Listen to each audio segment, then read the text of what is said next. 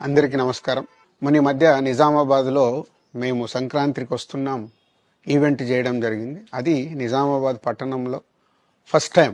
ఇంతకుముందు ఎప్పుడు మన దగ్గర సినిమా ఈవెంట్స్ పెద్దగా జరగవు. అప్పుడు ఒకసారి ఫిదా సక్సెస్ మీట్ ఒకటిసారి పెట్టాము. మళ్ళీ సంక్రాంతికి వస్తున్నాం చేసాం. అంటే ఆ నిజామాబాద్తో నాకున్న అనుబంధం అలాంటిది. నిజామాబాద్ జిల్లా వాసిగా అక్కడ ఈ సినిమా ఈవెంట్ చేయాలని చేయడం జరిగింది.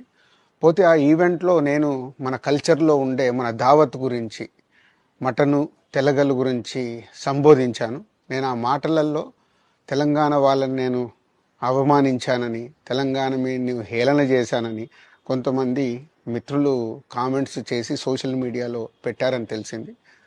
నా ఉద్దేశం అదే స్పీచ్లో లాస్ట్లో చెప్పడం జరిగింది.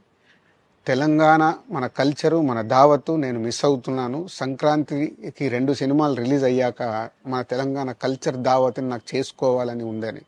సో మన కల్చర్ని అభిమానిస్తాను నేను. అదే అర్థం చేసుకోకుండా దాన్ని కొందరు సోషల్ మీడియాలో రాద్ధాంతం చేస్తున్నారని తెలిసింది. నిజంగా మీరందరూ ఆ మాట వల్ల ఏదైనా హర్ట్ అయి ఉంటే నన్ను క్షమించండి. ఎందుకంటే నా ఉద్దేశం అది కాదు.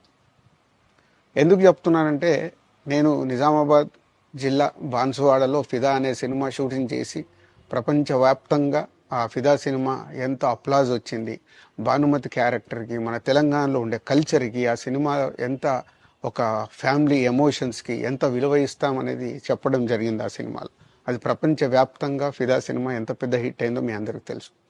అలాగే బలగం అనే సినిమా తీసినప్పుడు తెలంగాణ సమాజం మొత్తం మమ్మల్ని అభినందించింది. తెలంగాణ ప్రజలందరూ ఆ సినిమాను ఆదరించి ఇది మా సినిమా అని గుండెలకు హత్తుకున్నారు. అన్ని రాజకీయ పార్టీలు ఆ సినిమాని అప్రిషియేట్ చేస్తూ మమ్మల్ని ప్రతి ఒక్క స్టేజ్ దగ్గర తీసుకెళ్ళి అభినందించారు, అన్ని రాజకీయ పార్టీలు.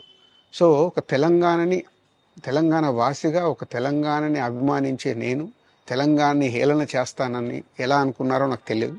పోతే దాంట్లో ఏదైనా మీ కమ్యూనికేషన్లో తప్పుగా అర్థమైంటే నన్ను క్షమించండి. మీ మనోభావాలు ఆ కొందరు ఎవరైతే దెబ్బతిన్నాయని అనుకుంటున్నారో వాళ్ళందరికీ నా విజ్ఞప్తి, మీ మనోభావాలు దెబ్బతింటే నన్ను క్షమించండి. ఇప్పుడు నేను ఒక సినిమా ఇండస్ట్రీ ఫెటర్నీ నుంచి ఎఫ్డిసి చైర్మన్గా అయ్యాను. సో మీ అందరికి తెలుసది. సో ఇటు సినిమా ఇండస్ట్రీకి అటు ప్రభుత్వానికి మధ్యలో ఉంటూ సినిమా ఇండస్ట్రీకి అవసరపడ్డట్టుగా నేను అన్ని సహాయ సహకారాలు చేస్తూ ఈ హైదరాబాద్లో హెల్దీ వాతావరణము, తెలుగు సినిమాకి, తెలంగాణలో అభివృద్ధి చెందాలనుకునే యువతకి అందరికీ నేను ఉపయోగపడేలాగా ఉండాలి.